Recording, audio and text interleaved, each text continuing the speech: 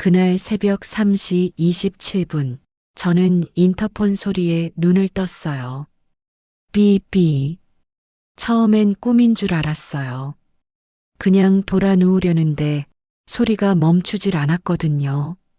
벌떡 일어나 인터폰 화면을 눌렀더니 1층에서 카페를 운영하는 민지가 서 있었어요. 민지 얼굴이 하얗게 질려 있었어요. 떨리는 입술로 뭔가를 말하는데 처음엔 말이 잘 안 들렸어요. 할머니, 지금 나오셔야 할 것 같아요. 가슴이 쿵 내려앉았어요. 새벽 3시 반에 그 얘기를 들으면 누구라도 그럴 거예요. 현관문을 열었더니 민지가 종이를 한 장 들고 서 있었어요. 손이 덜덜 떨렸어요. 그의 손이. 할머니, 이거 저한테 팩스가 잘못 온 것 같은데요. 팩스요. 저희 건물 1층 카페에는 예전부터 팩스기가 있거든요. 민지가 카페 열면서 제가 그냥 두고 쓰라고 했던 거예요. 민지가 내민 종이를 받아들었어요. 새벽이라 눈이 잘 안 보여서 벽에 기대어 형광등을 켰죠. 담보대출 실행 예정 안내 본인 확인 미완료 건. 아래에 주소가 찍혀 있었어요. 우리 건물 주소예요. 그 옆에 이름이 있었어요. 채무자 윤정화. 74년을 살면서 제 이름 옆에 채무자라는 글자가 붙은 걸 본 적이 없었어요. 맨 아래에 굵은 글씨로 적혀 있었어요. 이의제기 없을 시 당일 오후 3시 대출 실행 절차가 자동 진행됩니다. 그 한 줄이 눈에 박혔어요. 진행된다고요. 내일 오전에요. 제가 아무것도 모르는 사이에요. 다리에 힘이 풀렸어요. 민지가 얼른 팔을 잡아줬어요. 할머니, 괜찮으세요? 괜찮지 않았어요. 전혀 괜찮지 않았거든요. 안녕하세요. 저는 윤정화예요. 올해 74살이 됐어요. 서울 마포구 합정동에 작은 상가주택이 있어요. 3층짜리인데 1층에는 카페가 있고 2층은 제가 살고 있고 3층은 아들 내외가 들어와 있었어요. 이 건물은 제가 직접 지은 거예요. 남편이랑 둘이서 30년 넘게 모은 돈으로요. 남편은 10년 전에 먼저 세상을 떴어요. 그래도 저는 이 건물이 있었어요. 우리 둘이 30년 넘게 손발이 닳도록 일해서 지은 건물이거든요. 내 손으로 지키고 내 손으로 가꿔온 곳이에요. 남편이 남기고 간 건 이 건물, 그리고 도연이. 도연이가 우리 아들 이름이에요. 최도현, 올해 46살이에요. 도연이는 말이 없고 순한 아이였어요. 적어도 저는 늘 그렇게 생각해 왔어요. 도연이가 3층에 들어온 건 2년 전이었어요. 하던 사업이 좀 어려워졌다면서 잠깐만 있다 가겠다고 했거든요. 저는 흔쾌히 그러라고 했어요. 내 자식인데 힘들다는데 뭘 따지겠어요. 며느리 서연이도 처음엔 괜찮았어요. 명절에 음식 해오고 가끔 장도 받아주고 그랬으니까요. 그런데 어느 순간 좀 이상하다 싶었어요. 뭐가 이상한지는 딱 꼬집어 말하기가 어려웠어요. 그냥 제가 있는 방향을 안 보는 느낌이랄까요? 눈을 마주치면 금방 고개를 돌리는 느낌이랄까요? 뭔가 찜찜한 구석이 있는데 제가 너무 예민한 건가 싶어서 그냥 넘겼어요. 민지를 처음 만난 건 3년 전이에요. 1층 자리가 비어 있었는데 민지가 카페를 하고 싶다고 찾아왔거든요. 25살짜리 처녀애가 작은 보증금에 카페를 하겠다고 해서 처음엔 솔직히 좀 걱정이 됐어요. 장사가 그렇게 쉬운 게 아니잖아요. 근데 민지 눈이 참 맑았어요. 무서워하면서도 꼭 하고 싶다는 게 느껴졌거든요. 저도 그 나이에 무서운 게 많았거든요. 그래서 그냥 믿어보기로 했어요. 보증금도 낮춰주고 처음 3개월은 월세도 반만 받았어요. 민지는 그 이후로 한 번도 월세를 밀린 적이 없었어요. 오히려 항상 며칠씩 먼저 내더라고요. 그러면서 저한테 인사도 잘하고 가끔 카페 문 닫을 때 남은 빵 같은 거 올려다 주기도 했어요. 제가 작년 여름에 허리가 좀 안 좋았을 때는 죽을 끓여다 주기도 했거든요.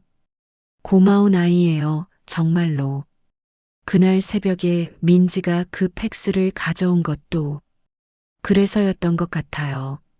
나중에 민지가 그러더라고요. 처음에 팩스가 왔을 때 그냥 버리려다가 제 이름이 보여서 멈칫했다고요. 그리고 발신처를 보니까 금융사였다고요. 대출이라는 글자가 보였다고요. 민지가 한참을 고민했대요. 이걸 가져가도 되나? 내가 참견하는 건 아닌가? 그러다가 결국 새벽이라도 올라온 거예요. 나중에 민지가 솔직하게 말해줬어요. 할머니 건물에 대출이 실행되면 저도 계약이 어떻게 될지 몰라서요. 그것도 있었어요, 솔직히. 고마웠어요, 그 솔직함이. 자기 사정도 있다고 말해줘서 오히려 더 믿음이 갔거든요. 그 팩스를 들고 2층으로 올라온 뒤 저는 한동안 식탁 앞에 그냥 앉아 있었어요. 담보대출 실행 예정. 그 글자가 머릿속에서 빙빙 돌았어요. 내가 대출을 신청한 적이 없는데, 내가 서류에 도장을 찍은 적이 없는데, 내가 아무것도 모르는데, 그러면 누가 한 거야? 그 생각이 머릿속에 딱 들어차는 순간 가슴이 너무 두근거려서 숨이 잘 안 쉬어졌어요. 찬물 한 잔 마시고 휴대폰을 집어들었어요. 그런데 그때 알아챈 거예요. 알림이 쌓여 있었어요. 알림창을 내리니까 죄다 금융사 문자였어요. 본인 확인 요청 윤정화 고객님. 서류 검토 완료 안내. 추가 확인 필요 사항 있습니다. 문자가 날짜별로 줄줄이 있었어요. 제일 오래된 게 3개월 전 거였어요. 3개월이에요. 3개월 동안 이런 문자가 왔는데 저는 하나도 몰랐던 거예요. 왜 몰랐냐고요. 저는 스마트폰 알림을 잘 안 봐요.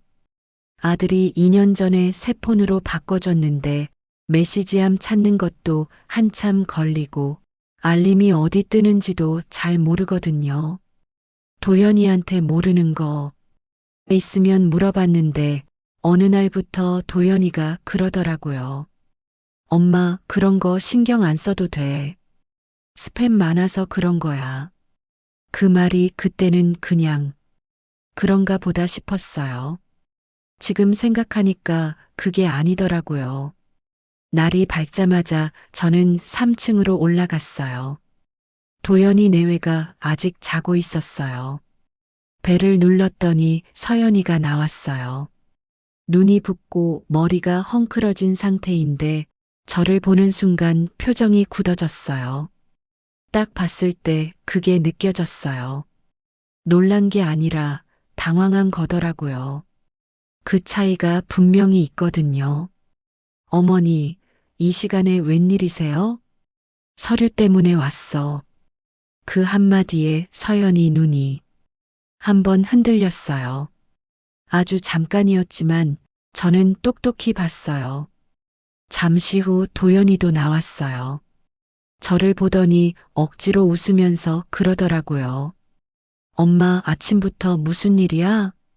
저는 팩스를 내밀었어요. 이거 뭐야? 내 명의로 대출이 진행되고 있다고 나왔어. 나는 신청한 적 없어. 도연이가 팩스를 받아들고 힐끔 서연이를 쳐다봤어요. 그 눈빛이요. 어떻게 하지? 하는 눈빛이었어요. 제가 그걸 모를 것 같았나 봐요. 서연이가 먼저 말했어요. 어머니, 그거 저희가 어머니 편하게 해드리려고 알아보던 건데요. 확정된 것도 아니고 그냥 상담만 한 거예요. 상담이요. 상담을 했으면 저한테 먼저 말을 해야죠. 상담을 내 명의로 해? 나한테 말도 없이? 어머니가 이런 거 복잡하다고 하셔서요. 저희가 대신 알아봐 드리려고 한 거예요. 도연이는 그 옆에서 아무 말도 못했어요. 고개만 아래로 깔고 있었어요. 저는 더 따지지 않았어요. 그때는 몰랐거든요. 아직 제가 얼마나 모르고 있는지를. 집에 내려와서 저는 좀 앉아서 생각을 했어요. 이상하다는 건 알겠어요. 근데 뭐가 어떻게 이상한 건지가 딱 정리가 안 됐거든요. 그러다가 일어나서 우편함을 확인하러 갔어요. 저는 원래 이틀에 한 번씩 확인하는 편이에요. 우편함이 건물 1층 현관 옆에 있거든요. 우편함을 열었더니 회색 창구 봉투가 2개 있었어요. 발신처가 뭔가 적혀 있었어요. 사랑자산관리법무대행, 사랑파이낸셜. 순간 손이 멈췄어요. 이게 뭔가 싶어서 뒤집어 보니까 접수번호가 찍혀 있었어요. 발송 날짜가 2주 전이었어요. 2주 전 봉투가 왜 지금 여기 있지? 보통은 봉투가 오면 아들 내외가 올려다 주거든요. 제가 2층에 있으니까요. 근데 이건 우편함에 그냥 있었어요. 아, 맞다. 지난주에 서연이가 우편함 열어보는 걸 제가 창문으로 본 적이 있었어요. 그때는 그냥 자기 것 가져가는 줄 알았거든요. 근데 지금 생각하니까요. 서연이가 가져간 봉투들이 이런 것들이었겠구나 싶은 거예요. 찜찜했어요, 진짜로. 봉투 2개를 들고 올라와서 식탁 위에 올려놓고 한참 들여다봤어요. 뜯어봐야 하나. 뜯으면 내용이 나오겠지. 근데 내용이 나온다고 해서 제가 이걸 다 알 수 있을지가 모르겠는 거예요. 그때 갑자기 현관 도어락 소리가 났어요. 딸깍딸깍. 잠깐 저는 집 안에 있었는데 그럼 지금 누가 들어오는 거지? 돌아보니까 서연이었어요. 저를 보더니 잠깐 멈칫했어요. 손에 봉투 하나를 들고 있었는데 그게 또 회색 창구 봉투였어요. 어머니, 저 택배 올 게 있어서요. 택배는 맞는데 왜 집 안으로 들어와요? 택배가 현관 앞에 있으면 거기서 가져가면 되잖아요. 뭔가 이상하다는 느낌은 들었어요. 근데 딱히 뭐가 이상한 건지 말하기가 어려웠어요. 서연이가 금방 나가고 나서 저는 한동안 현관 쪽을 바라봤어요. 내 집인데 내가 낯선 느낌. 그게 참 묘하더라고요. 그날 저녁에 저는 관리비 고지서를 꺼냈어요. 별거 아닌 이유였어요. 그냥 이번 달 관리비가 얼마나 나왔나 보려고요. 그런데 자동이체 내역서를 넘기다가 뭔가 낯선 항목이 스쳐 지나갔어요.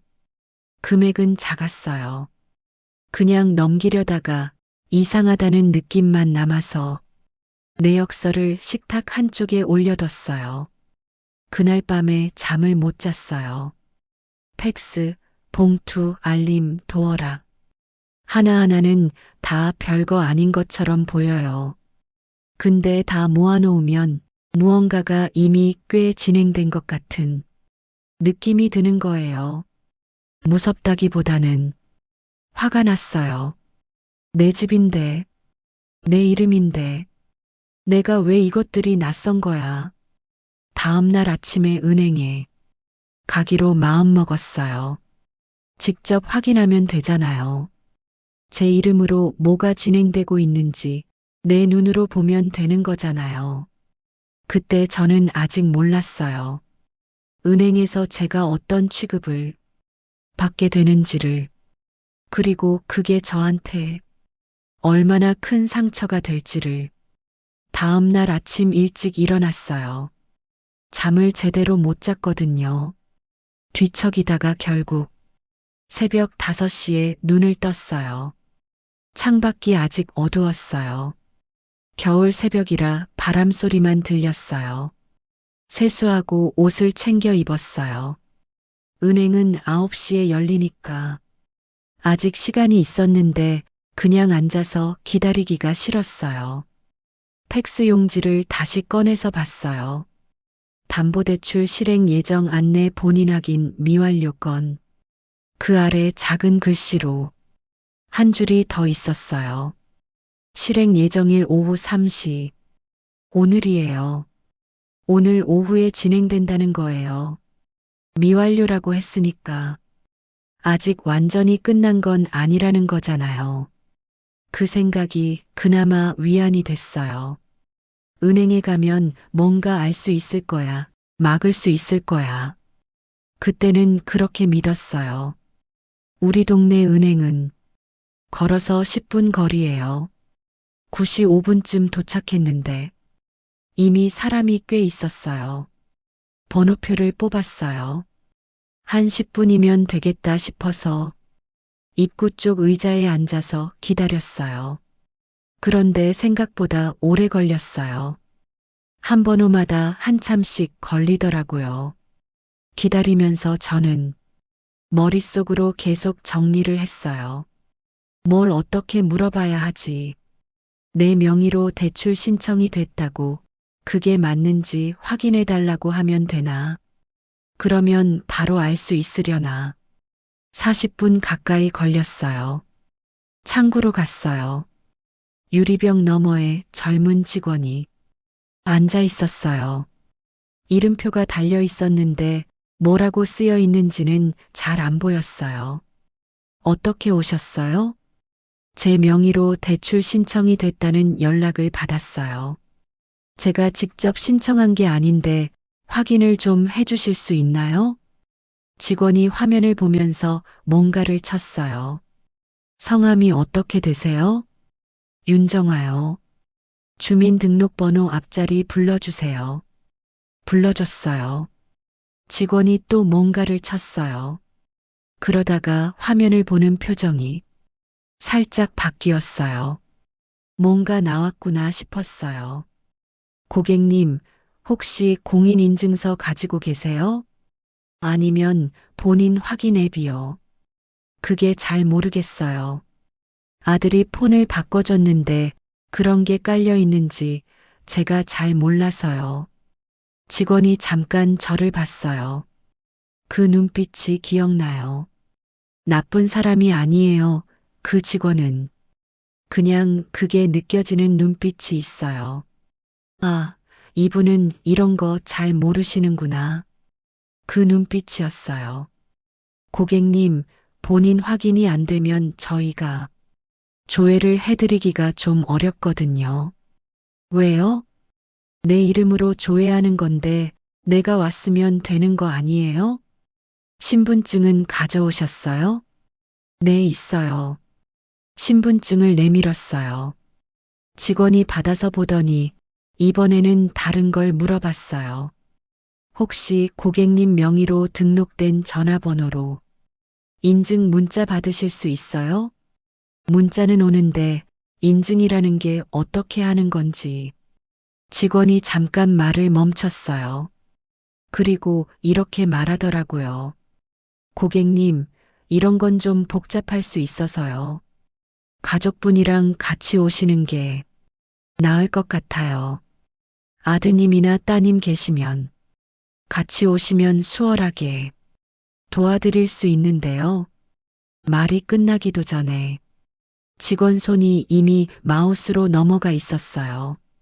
뒤에서 누군가 작게 한숨 쉬는 소리가 들렸어요. 48번 고객님, 소리가 울리기 시작했어요. 가족분이랑 같이 오라고요. 아들이랑 같이 오라고요.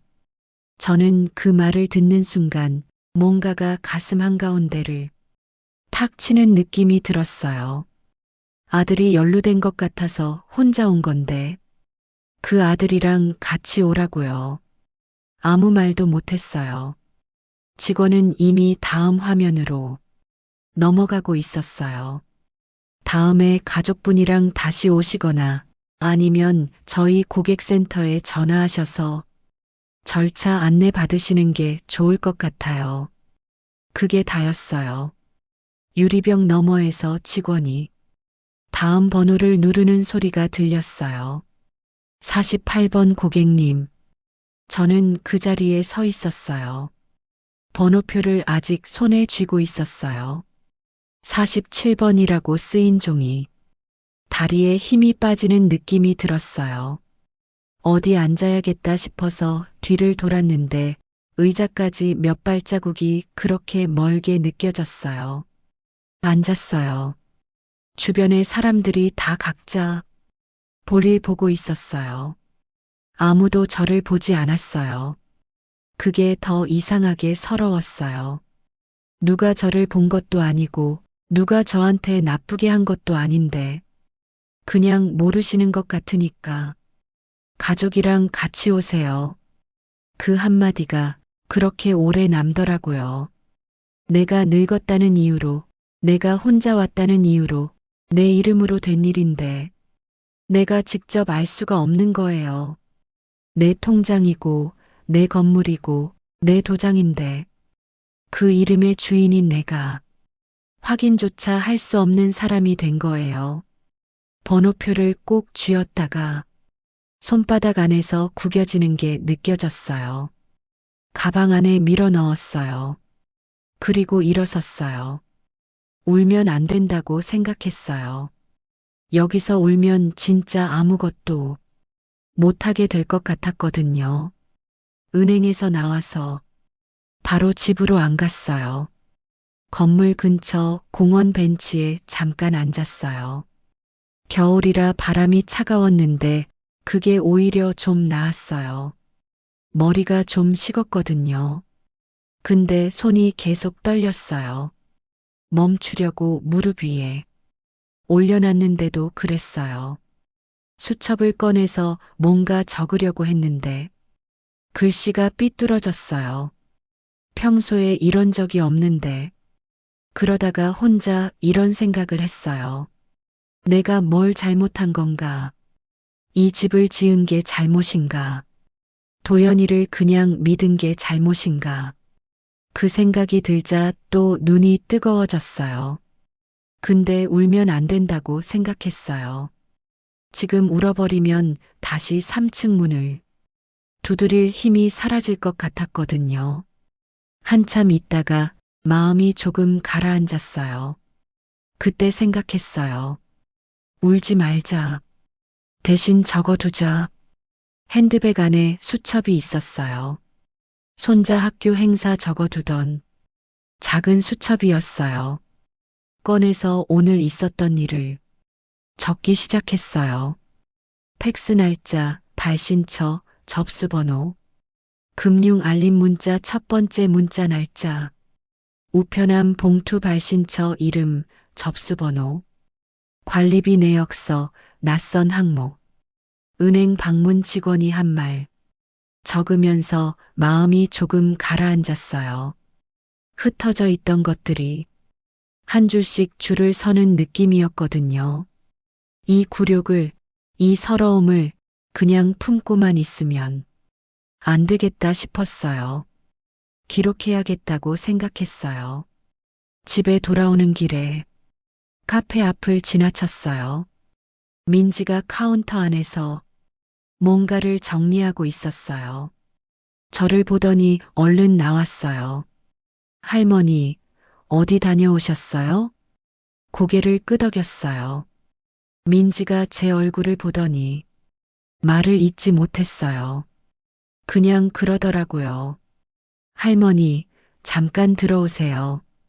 카페 안이 따뜻했어요. 커피 향이 났어요. 민지가 따뜻한 유자차를 내줬어요. 은행에서 뭐라고 했어요? 가족이랑 같이 오래.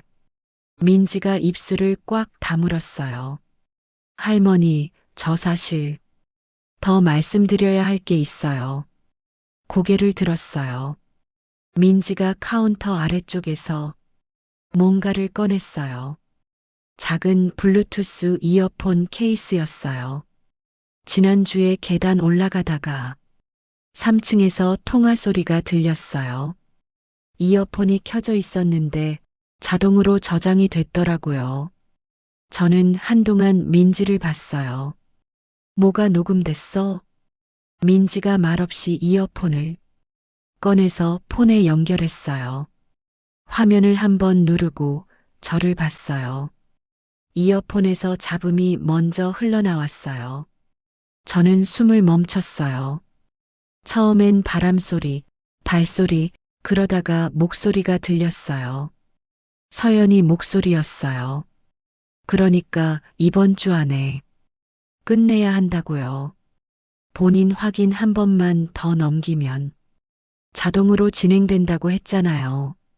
어머니가 알림 못 보시는 거 확인했으니까 그냥 넘어가면 돼요. 잠깐 끊겼다가 남자 목소리가 들렸어요. 도연이가 아니었어요. 서류는 다 됐고요. 이번 주 금요일이 마지막 날입니다. 그 이후엔 저도 어떻게 할 수가 없어요. 서연이 목소리가 다시 나왔어요. 알았어요. 어머니한테는 제가 막을게요. 거기서 소리가 끊겼어요. 저는 유자차 잔을 두 손으로 감싸고 있었어요. 손이 차가웠어요. 방금 들은 게 뭔지는 알겠어요. 근데 그게 실제로 일어난 일이라는 게 아직 믿기지가 않았어요. 할머니, 민지가 조용히 불렀어요. 이거 제가 함부로 드려도 되는 건지 몰라서 어제 밤새 고민했어요. 근데 오늘 할머니 얼굴 보고 나서 그냥 드리는 게 맞겠다 싶었어요. 고마웠어요. 고맙다는 말이 잘 안 나왔어요. 목이 좀 잠겼거든요. 그냥 민지 손을 한번 꼭 잡았어요. 그날 저녁에 저는 또 수첩을 꺼냈어요. 녹음 내용을 기억나는 대로 적었어요. 본인 확인 한 번만 더 넘기면 자동으로 진행. 어머니가 알림 못 보시는 거 확인. 금요일이 마지막 데드라인. 어머니한테는 제가 막을게요. 적으면서 손이 좀 떨렸어요. 이건 단순히 이상한 게 아니에요. 이건 처음부터 짜여진 거예요. 제가 알림을 못 본다는 걸 알고 그걸 이용한 거예요. 서연이가 주도한 거고 도연이는 어디까지 알고 있는 걸까요? 그 생각이 제일 무거웠어요.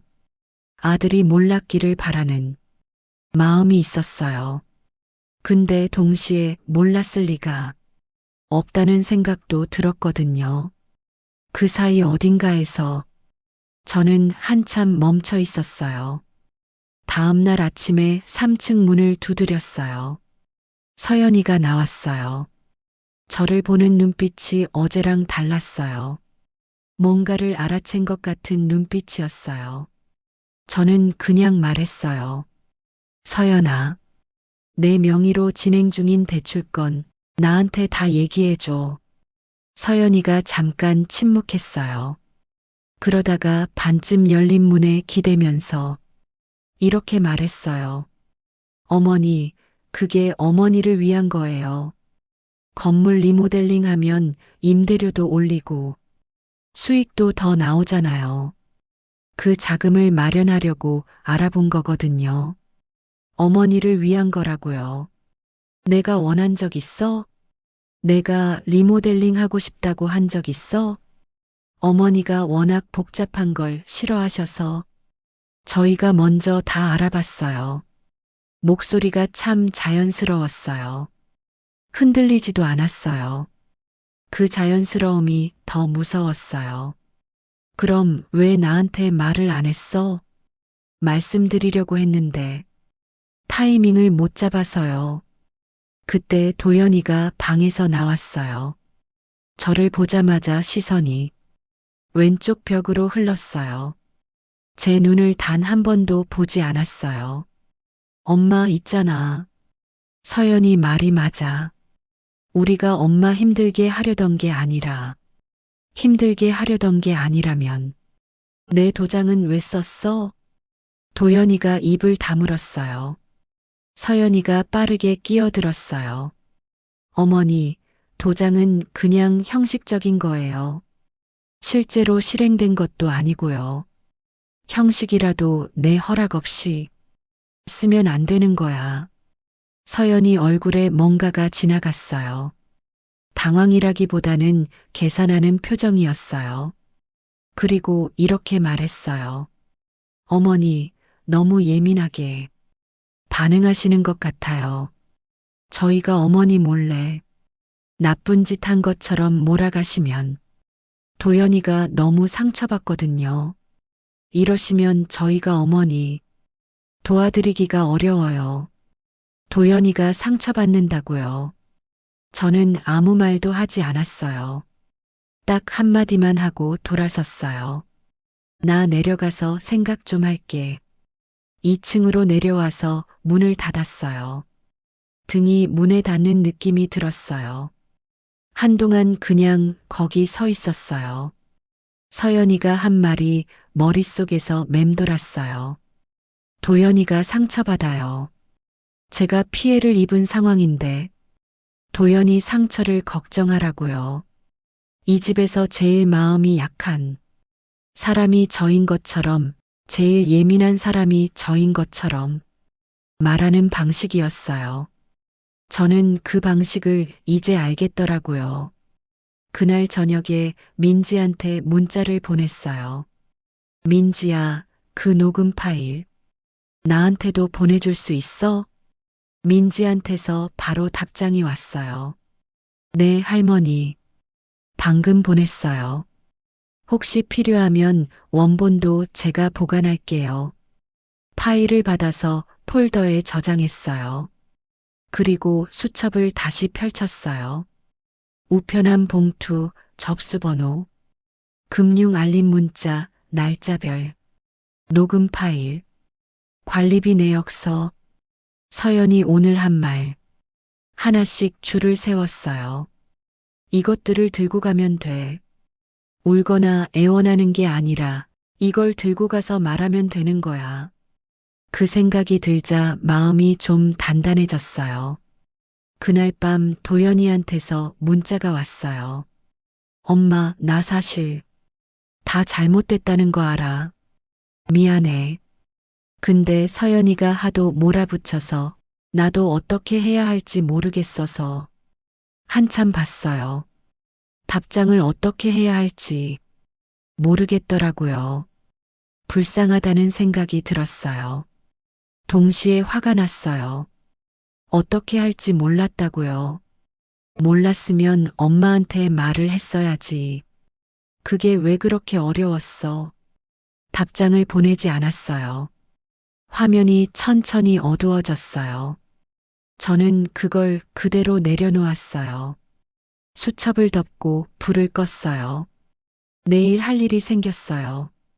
봉투 접수번호로 발송기관에 연락하기, 법률 상담 전화 알아보기, 그리고 민지한테 송장 얘기, 한 번 더 물어보기. 무서운 건 맞아요. 근데 이제 울고 앉아있을 시간이 없어요. 그날 오전에 저는 법률 상담 전화를 했어요. 인터넷으로 찾아보니까 무료 법률 상담 번호가 있었어요. 민지가 찾아줬거든요. 전화를 받은 분이 차분하게 들어줬어요. 팩스 내용, 접수번호, 날짜, 녹음 파일 얘기까지 순서대로 다 말했어요. 상담사가 말했어요. 어르신, 접수번호랑 녹음 파일 있으시면 금융감독원 민원이랑 수사기관 제출 다 가능해요. 그 기록들 다 쓸 수 있습니다. 그 말을 듣는 순간 제 손에 힘이 들어갔어요. 그냥 제 불안이 아니었어요. 실제로 쓸 수 있는 것들이었던 거예요. 전화를 끊고 나서 수첩을 폈어요. 할 일이 하나 더 늘었어요. 금융감독원 민원 접수. 오후에 민지를 불렀어요. 카페 문 닫기 전에 잠깐 올라오라고 했거든요. 민지가 올라와서 식탁 앞에 앉았어요. 민지야, 송장 얘기 한번 더 해도 될까? 네, 할머니. 말씀하세요. 며느리가 붙이고 다니던 품 스티커 있잖아. 그게 뭔지 기억나? 민지가 잠깐 생각하더니 말했어요. 아, 그거요. 저도 몇 번 봤어요. 박스에 붙여서 현관 앞에 내놓는 걸 봤는데 수취인 주소가 이 근처가 아니었어요. 저도 이상하다 싶어서 한번 봤거든요. 어디였어? 주소가 강남 쪽이었는데 회사 이름이 좀 생소했어요. 법무라는 단어가 들어가 있었던 것 같아요. 법무. 그 단어가 머릿속에서 딱 걸렸어요. 그 박스 혹시 아직 있을까? 민지가 고개를 저었어요. 수거는 됐을 텐데요. 근데 할머니, 저 그때 사진 찍어뒀어요. 이상하다 싶어서요. 민지가 폰을 꺼냈어요. 사진이 나왔어요. 박스 옆면에 붙은 송장이었어요. 수취인 이름 옆에 주소가 찍혀 있었어요. 박준석 법무대행 강남구 역삼동. 저는 그 이름을 수첩에 받아 적었어요. 박준석. 이 이름이 녹음에 나온 남자 목소리랑 연결되는 건지는 아직 몰랐어요. 근데 이걸 들고 가면 뭔가 더 나올 것 같다는 느낌이 들었어요. 그날 저녁에 저는 식탁에 앉아서 가지고 있는 것들을 다 펼쳐놨어요. 팩스 용지, 우편함 봉투 2개, 접수번호 표시해 둔 것, 금융 알림 문자 캡처, 녹음 파일 저장된 폰, 민지가 찍은 송장 사진, 수첩에 적어둔 날짜별 기록, 하나씩 보면서 순서를 맞췄어요.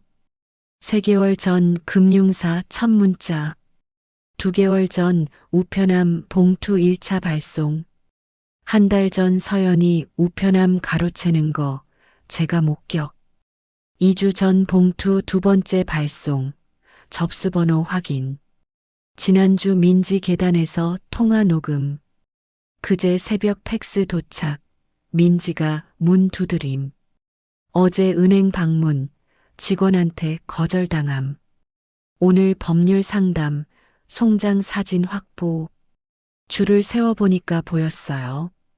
이건 3개월에 걸쳐서 단계별로 진행된 거예요. 우연이 아니에요. 처음부터 계획된 거예요. 그리고 그 중심에 서연이가 있어요.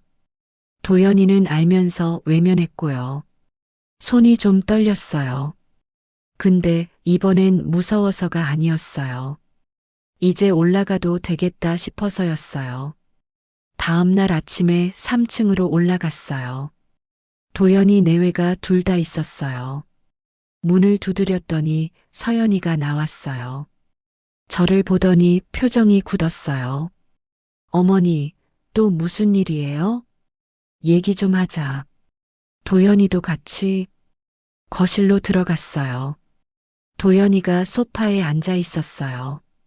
저를 보더니 또 시선을 내리깔았어요. 저는 가방에서 팩스 용지를 꺼냈어요. 1단계. 이게 지난번 새벽에 팩스로 온 거야. 담보대출 실행 예정 안내. 실행 예정일이 그날 오후였어. 내 이름으로. 서연이가 말했어요. 어머니, 그건 저희가 설명드렸잖아요. 그냥 알아본 거라고요. 저는 봉투를 꺼냈어요. 이건 우편함에서 찾은 봉투야. 발신처가 사랑자산관리법무대행이야. 접수번호가 찍혀 있어. 나는 이런데 서류를 보낸 적이 없어. 그럼 누가 보낸 거야? 이건 그냥 조회가 아니야. 실행 준비 서류야. 서연이 얼굴이 살짝 굳었어요. 그건 저희가 대신 알아보면서 잠깐 제가 막았어요. 폰을 꺼내서 녹음 파일을 재생했어요. 3단계. 스피커에서 소리가 흘렀어요. 이번 주 안에 끝내야 한다고요. 본인 확인 한 번만 더 넘기면 자동으로 진행된다고 했잖아요. 어머니는 문자 같은 건 확인 잘 안 하시잖아요. 그냥 넘어가면 돼요. 남자 목소리. 서류는 다 됐고요. 이번 주 금요일이 마지막 데드라인입니다. 서연이 목소리. 알았어요. 어머니한테는 제가 막을게요. 파일을 껐어요. 거실이 조용해졌어요. 도연이가 고개를 들었다가 다시 내렸어요. 서연이는 표정을 유지하려고 애쓰는 게 보였어요. 저는 계속했어요. 4단계. 이건 민지가 찍어둔 사진이야. 폰 화면을 내밀었어요. 송장에 적힌 수취인이 박준석 법무대행이야. 강남구 역삼동. 며느리가 택배라고 붙이고 다니던 거야. 법무대행이면 대출대행이지. 리모델링 상담이 아니잖아. 이건 우연이 아니야. 계약 단계야. 서연이가 드디어 입을 열었어요. 어머니, 그게 다 무슨 억측이에요. 민지가 뭘 안다고 세입자 말을 믿으세요? 세입자 말이 아니야. 사진이야. 그리고 녹음이야.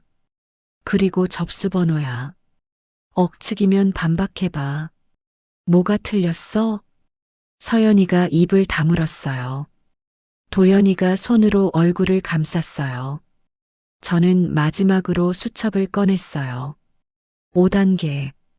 여기 3개월치 기록이 다 있어. 날짜별로. 이게 다 법률 상담사한테 넘어갔어. 금융감독원 민원 접수도 오늘 할 거야. 필요하면 수사기관에도 제출할 거야.